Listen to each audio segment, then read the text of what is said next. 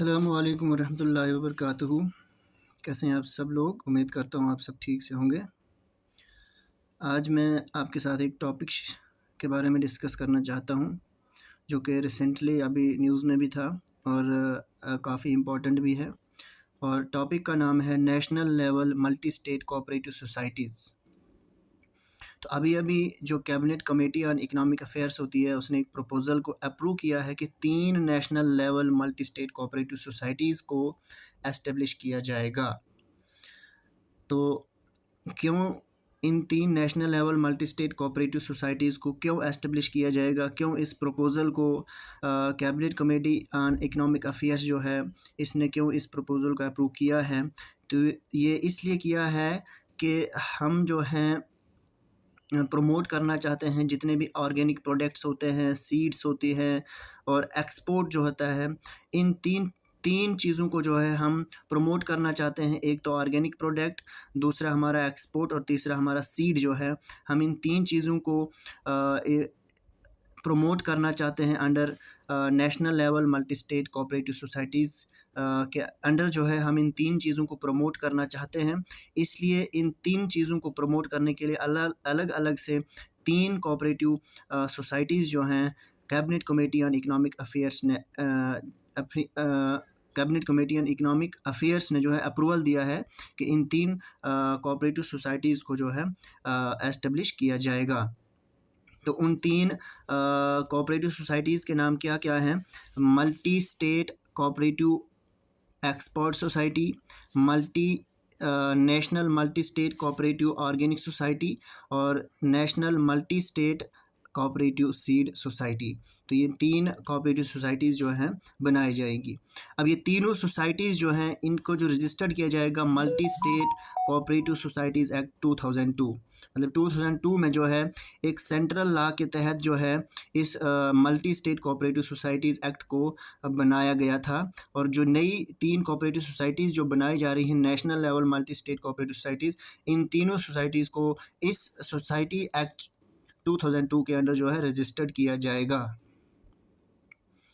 तो national multi state cooperative export society जो है, ये जो 3 सोसाइटीज़ बनाई जाएंगी, इन तीनों में से जो लार्जेस्ट होगी वो national multi state cooperative export society होगी।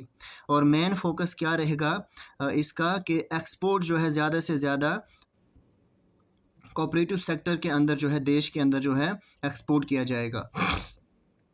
अब ये कोऑपरेटिव्स होता क्या है? तो हमने पढ़ा हुआ है कि जो कोऑपरेटिव जो है ये एक स्टेट सब्जेक्ट है स्टेट लिस्ट के अंदर अंडर एंट्री 32।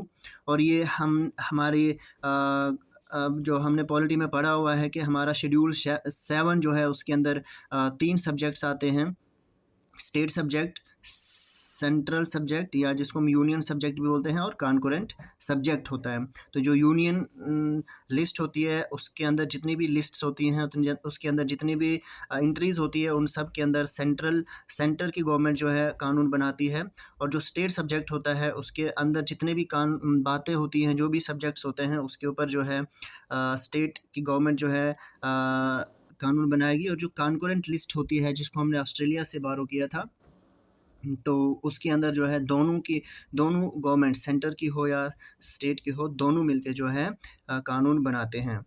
तो कोऑपरेटिव्स जो हैं एक ऐसे इंटरप्राइजेज़ होते हैं जो ग्रास रूट लेवल पे छोटे-छोटे किसानों के द्वारा बनाया जाता है, वर्कर्स के द्वारा, ट्रेडर्स के द्वारा।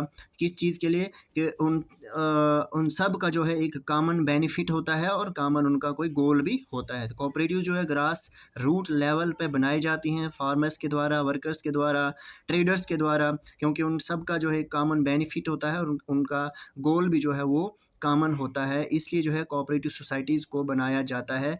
97th कॉन्स्टिट्यूशनल अमेंडमेंट एक्ट जो है आपने याद रखना है, 97th कॉन्स्टिट्यूशनल अमेंडमेंट एक्ट 2002 जो है, तो इस कॉन्स्टिट्यूशनल अमेंडमेंट एक्ट के तहत जो है कोऑपरेटिव सोसाइटीज़ को भी जो है बनाया गया था।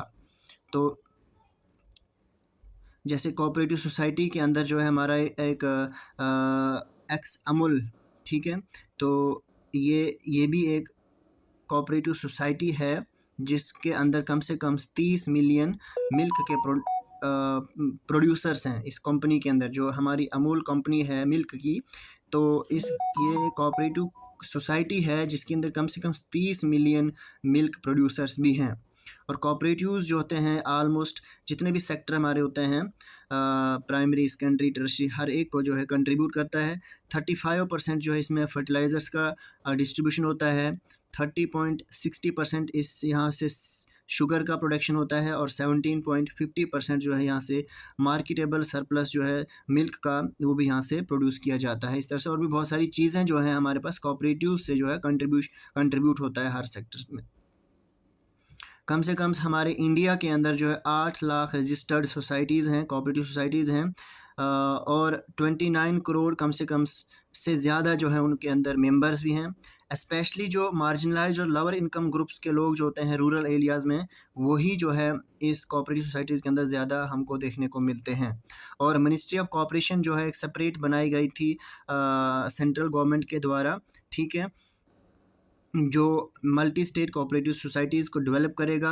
और ये जो मिनिस्ट्री ऑफ कोऑपरेशन जो है ये प्रोवाइड करती है एक सेपरेट एडमिनिस्ट्रेटिव, लीगल और पॉलिसी फ्रेमवर्क, जिससे कोऑपरेटिव मूवमेंट को कंट्री के अंदर जो है स्ट्रेंथन किया जाएगा। और अभी जो है मिनिस्ट्री ऑफ कोऑपरेशन के जो मिनिस्टर हैं वो हमारे होम मिनिस्टर अमित शाह जो हैं वो भी इस मिनिस्ट्री को संभाल रहे हैं। और ये अभी न्यूली क्रिएटेड मिनिस्ट्री है, मिनिस्ट्री ऑफ कोऑपरेशन, जिसको परहैप्स मुझे क्लियर याद नहीं है, 2020 में शायद इसको बनाया गया था, 2020 में ही शायद 2020-21 कुछ ऐसा जैसा है।